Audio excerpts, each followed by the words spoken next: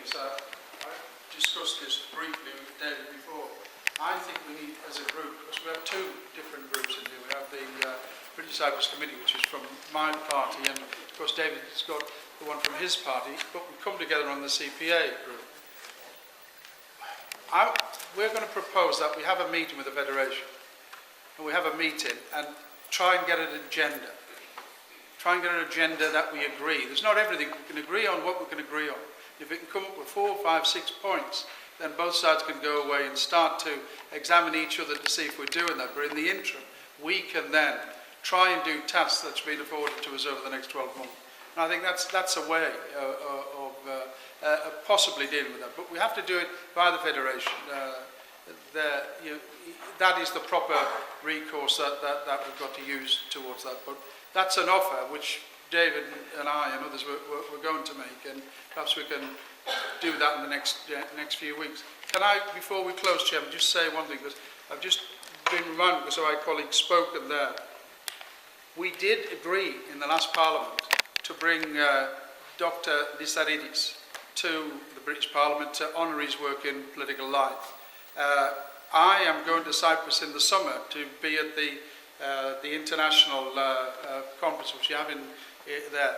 I give you my word that whilst there, I will try and get a date when Dr. Droussiotis will be able to come here, and we will be able to afford a reception here for him.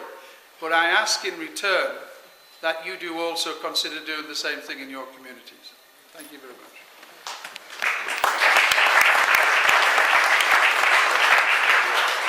David, just very brief, just to try and run up those questions. I think there's always a danger for politicians to be able to look to the next stage of process, and whether it's 2012 or whether it's the next stage of negotiations. And one of the reminders of the questions that have just been made is present obligations, international obligations, the Ankara Protocol, customs union, human rights obligations that aren't just subject to a future process, but are current now. And indeed, you mentioned the rule of law and our responsibilities as a guarantor power. And that's a helpful reminder to us, because I think we talk about how the status quo is unacceptable in a divided, occupied island. It is also should be unacceptable about those continual breaches of obligations, be it missing people or be it the divided, occupied land.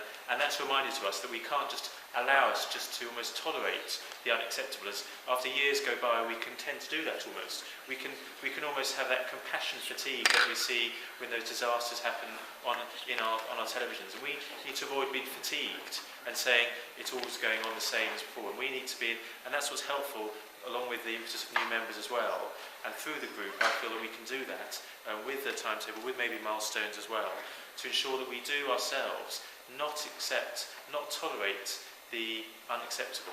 And that's something that we must do ourselves, be reminded ourselves, and make sure that the government stick to those obligations, not just about Cyprus, but also in relation to Turkey, and those obligations in relation to fulfilling all the criteria. So, yes, I mean, I'm encouraged in the sense that we will do that. And you need to hold us to account, to come back to next year and say, look, you said this, what have you done?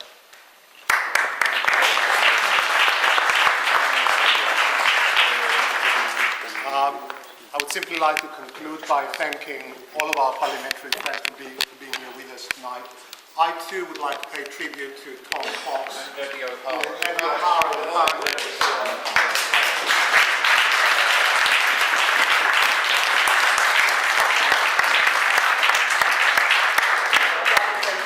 David Lepper, who isn't here, but all of these great friends of Cyprus who are no longer in Parliament, but have nevertheless contributed so much to our cause. We always remember you, and we always respect what you have done for the island. Before I finish, I would like to remind you all that on the 18th of July, we will have the annual rally in Trafalgar Square.